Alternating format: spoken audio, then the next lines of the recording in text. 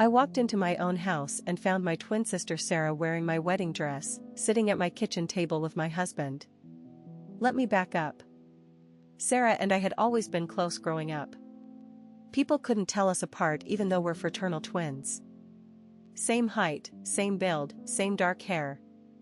The only real difference was a small scar above my left eyebrow from when I fell off my bike at 7. Sarah used to joke that she was the prettier version because she didn't have it. When I married David 3 years ago, Sarah was my maid of honor. She cried during my vows. She hugged me so tight after the ceremony and whispered, "I'm so happy for you, Emma. You deserve this." I believed her. We'd shared everything our whole lives. Why wouldn't we share my happiness too? After the wedding, I noticed little things. Sarah would drop by when David was home alone, bringing coffee or asking to borrow something. She'd stay for hours. When I mentioned it, David would shrug. She's family. She's just being nice. Sarah started dressing differently. More like me. She bought the same perfume I wore. Cut her hair to match mine exactly. When I asked about it, she laughed. Imitation is the sincerest form of flattery, right? I thought it was sweet. Stupid me. Last Tuesday, I came home early from work with a migraine. David's car wasn't in the driveway, so I figured the house would be empty. Perfect for some quiet rest. I used my key, walked through the front door, and froze. There was Sarah. In my wedding dress. The same dress I'd carefully preserved in our bedroom closet. She was sitting at my kitchen table, looking through photo albums. Our wedding albums. She looked up when I walked in, completely calm. "Oh. You're home early." My mouth opened and closed like a fish. "Sarah? What are you doing? Why are you wearing my dress?" She smoothed the ivory silk with her hands. "It fits perfectly, doesn't it? We really are identical." "Where's David?" "He'll be back soon. He just ran to get groceries for dinner." The words hit me like ice water. "Dinner?" Sarah smiled. That same smile she'd given me my whole life. Except now it looked different. Calculating. "We're having your favorite. Chicken parmesan. David makes it exactly how you like it." I stared at her. Really looked. She wasn't just wearing my dress. She was wearing my jewelry. My grandmother's pearl earrings. My wedding ring was on her finger. My wedding ring. "Sarah, what the hell is going on?" She stood up slowly, gracefully. "David thinks I'm you, Emma. He's been thinking I'm you for months." The room spun. "What do you mean? Remember when you went to that work conference in Chicago? 3 months ago? David was so lonely. I came over to keep him company. We watched movies. Talked about you. And then..." She touched the scar above my eyebrow. I realized something. I backed toward the door. Realized what? David never really looks at your face when you're together. He notices your hair, your body, your voice. But he's never once mentioned your scar. Not in 3 years of marriage. My stomach dropped. She was right. David had never mentioned my scar. Never touched it. Never even seemed to notice it. So I started testing it, Sarah continued. I'd come over when you were at work. Wear your clothes. Use your shampoo. Practice talking like you. And David never knew the difference. You're lying. Am I? When's the last time David mentioned something specific about your day at work?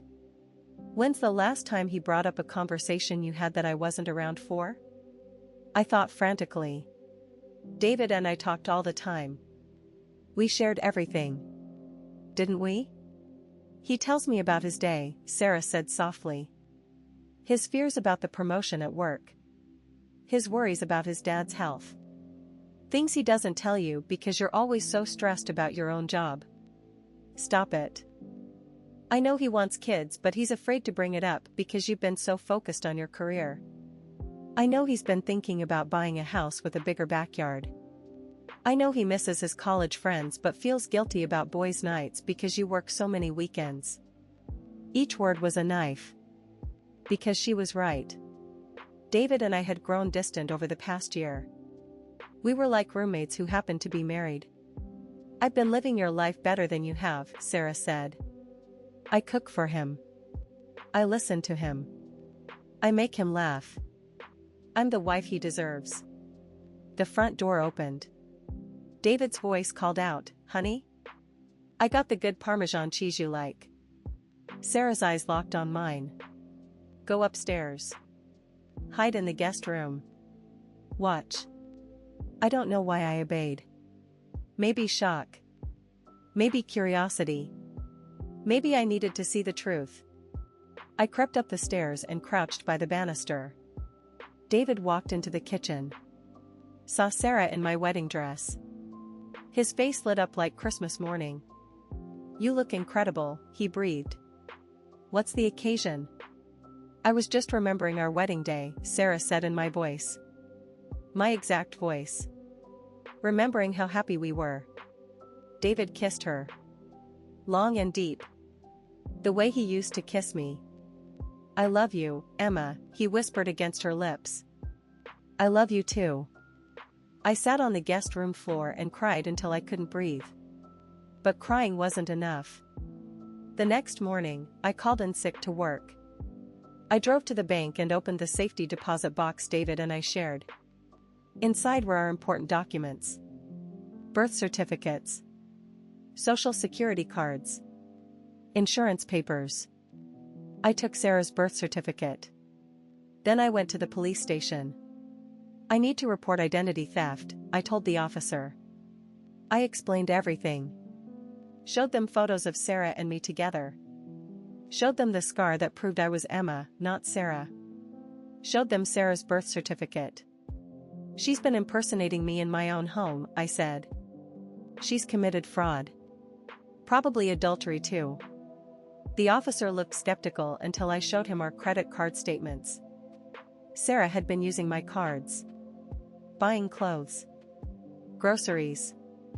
Even paying for a romantic dinner at the restaurant where David proposed to me. While the police were building their case, I hired a private investigator. Turns out Sarah had been planning this for over a year. She'd been gradually copying my life. My style. My mannerisms.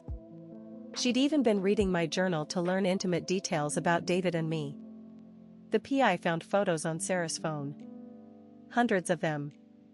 Pictures of her in my clothes, in my house, with my husband.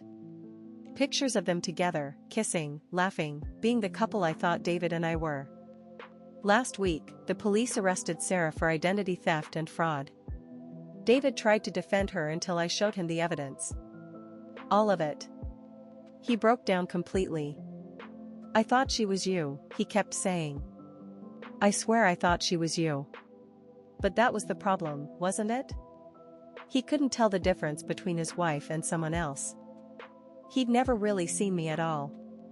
I filed for divorce yesterday. I'm keeping the house. Sarah's facing serious charges. And David? David lost both of us. Sometimes the person closest to you is the one planning to take everything you have. Trust, but verify. Look closer. Pay attention.